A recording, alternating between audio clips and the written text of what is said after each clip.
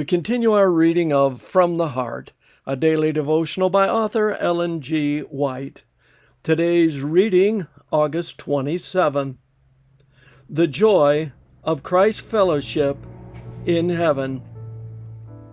There is laid up for me the crown of righteousness, which the Lord, the righteous judge, will give me on that day, and not to me only, but also to all who loved his appearing.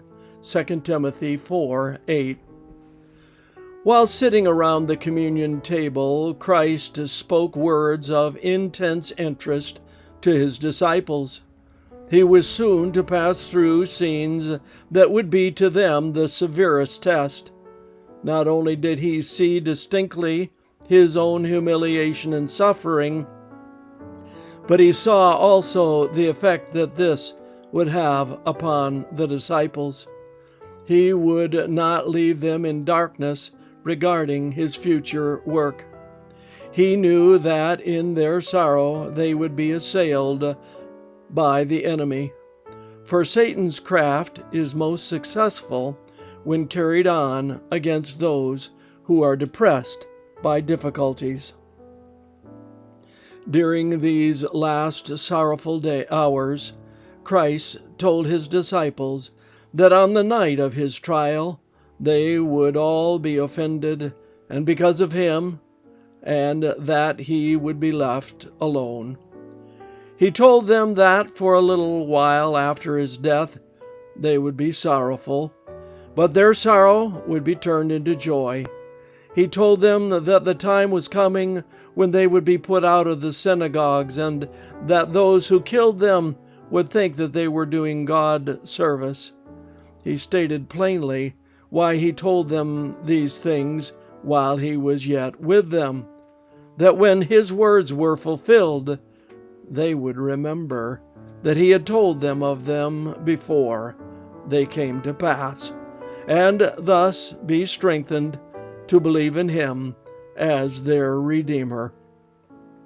Christ's statements saddened and amazed the disciples, but they were followed by the comforting assurance, "Let not your heart be troubled. Ye believe in God, believe also in me. In my Father's house are many mansions. If it were not so, I would have told you. I go to prepare a place for you. And if I go and prepare a place for you, I will come again and receive you unto myself, that where I am, there ye may be also." Not only to the disciples, but to us are these words of comfort spoken. In the last scenes of this earth's history, war will rage. There will be pestilence, plague, and famine. The waters of the deep will overflow their boundaries. Property and life will be destroyed by fire and flood. We should be preparing for the mansions that Christ is gone to prepare for them that love him. There is a rest from earth's conflict. Where is it? That where I am, there ye may be also. Heaven is where Christ is. Heaven would not be heaven to those who love Christ if he were not there.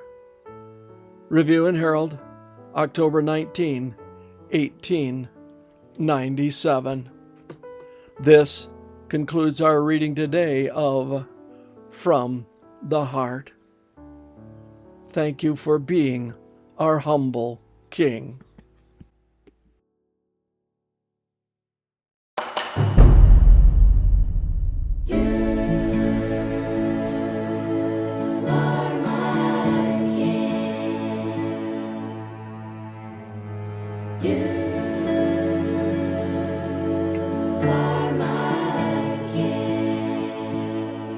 Oh, kneel me down again here at your feet.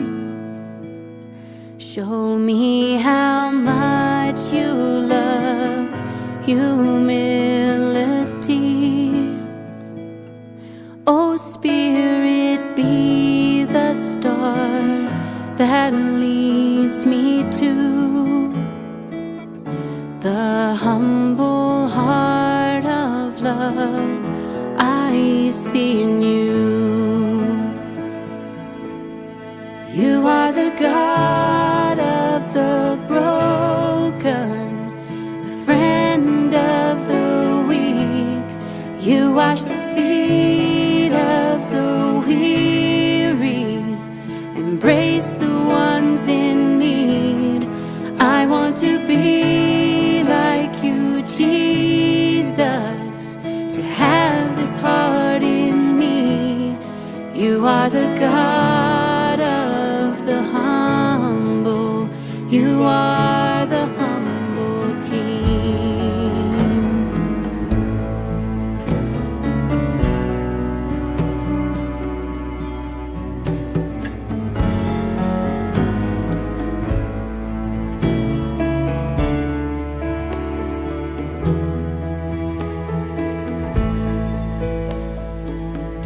Here in the dusty ground, I bow with kings, where wise men laid before their offerings. I lay no golden crown here at your feet, just this my broken life I offer thee. You are the God of the broken, the friend of the weak. You wash the feet of the weary, embrace the ones in need. I want to be like you, Jesus, to have this heart in me. You are the God of the humble. You are the humble King.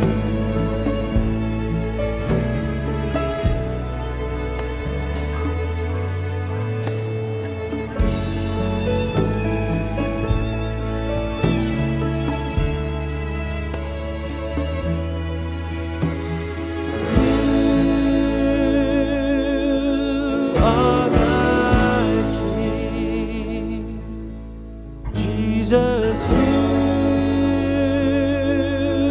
are my King.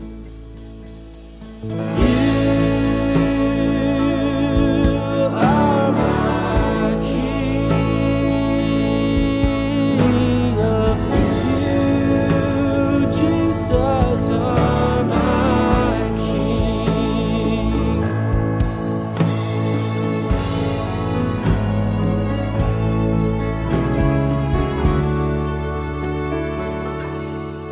You are the God of the broken, friend of the weak.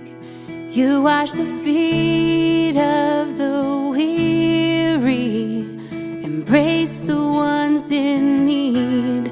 I want to be like you, Jesus, to have this heart in me. You are the God